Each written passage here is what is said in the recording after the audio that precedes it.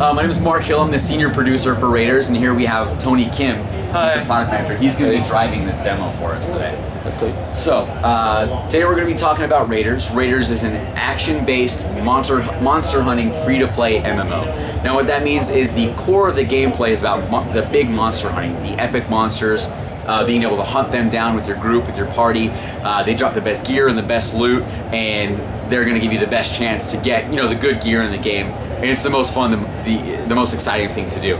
So we have a few new things that we're going to show today that we haven't really shown before, which are pretty exciting. Now, first of all, one of the most unique things about RaiderZ is this, what we call free-form character progression. You're able to set your character up exactly how you want. Now you're going to choose a base job at the beginning. It's either the Defender, Berserker, Cleric, or Sorcerer. But when you get to a certain level, when you get to level 10, all of the skill trees will open up to you. And you can start putting your skill points or your talent points into any one of the classes. So if you want to be a Defender that has, that's like heavy tank, can take a lot of damage, but you also want to have the healing spells, or you also want to have the elemental magic spells, you're free to do that. So you can really refine your character to your specific style of gameplay. Now each skill, as he's equipping skills, you can see they show up in the skill tree down here. Each skill is unique to a weapon. You can equip multiple different types of weapons for each character, which you can see right here. The Defender can use either a one-handed sword or a one-handed mace, and all these skills are used on those weapons.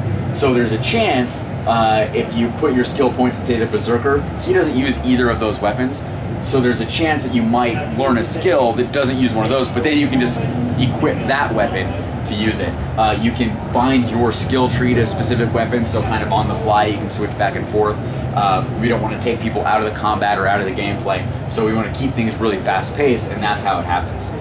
So he's set up his character, he's set up his skill tree how he wants, and the next thing we're going to show are two new community features that we're showing here in E3 for the first time. First is the guitar playing, the community guitar playing. So if you're in a group and you have this in your little guitar in your inventory, you can equip it. Your skill tray is changed, and you can play a couple different notes. Let's go and play a few. Now there's 4 different types of guitars right now. Each of them play different types of note. In the future there'll be different instruments, different types of songs. So if you get together in your party, you can all play along, play some songs together, and there'll be much more to come from this very soon. You can also use it as a weapon. So if you hit 5 really quick, you can use it as a very powerful one-time shot weapon. Now the next thing we're going to show is the community feast. So if you hit I to bring up your inventory, you have these different feast features available to you, and you'll actually set up a little cooking station right there. Now some are for the vegetables, there's a meat one, and there's a drink one too, and they all give some sort of different status effect. So this will produce, so if you hit E, produce some vegetables, which you can eat.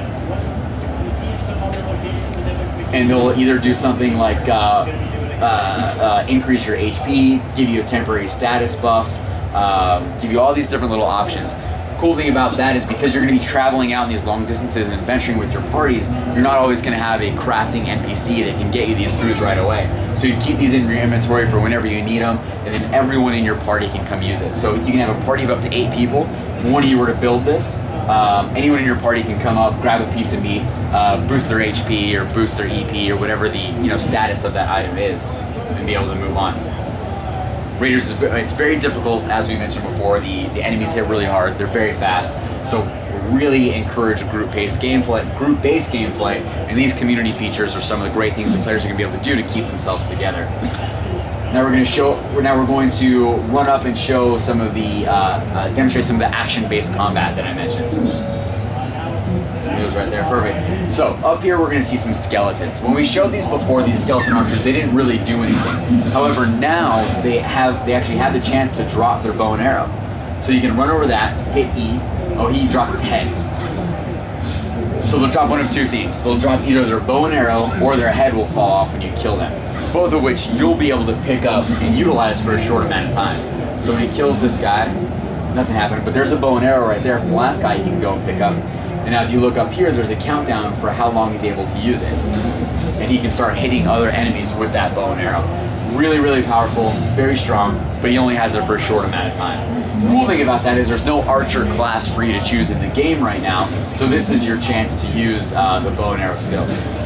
And again, because you have a new weapon equipped, your skill tree has changed down here. Your skill tray has changed again, giving you sort of a new slant on gameplay. So it's always changing, always refreshing, and to be able to effectively deploy your skills, know how long you have, and what weapons do what, it's going to be your best chance to defeat all these enemies and to get through the quests.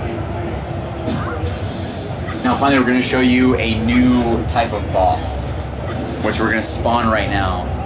So this new boss we're showing right here, the Talent Zombie. Great thing about him is he represents a lot of different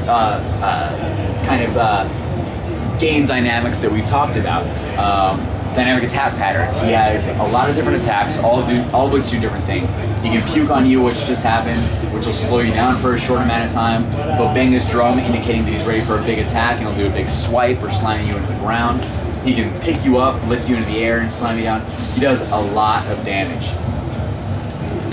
As you can see, we're almost dead right here. We don't have a lot of HP left, and we've barely done any damage to him. Balance-wise, you're about where you would normally encounter him in the game, so that's why we encourage the group play so much, because you would want a group of people to come in with various types of skills that can all supplement and help each other differently to be able to take this guy down.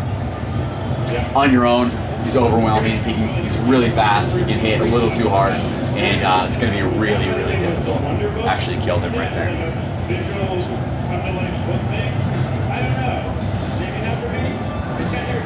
See some other zombies over here, or some other enemies drop their bow and arrow, which you'd be able to use if you had time. Always using the different skills, being able to dodge, to block, to roll out of the way. Those are going to give you your best chances of survival. So he's going to fight him for a while, but overall, that's most of the new content we're showing here at E3.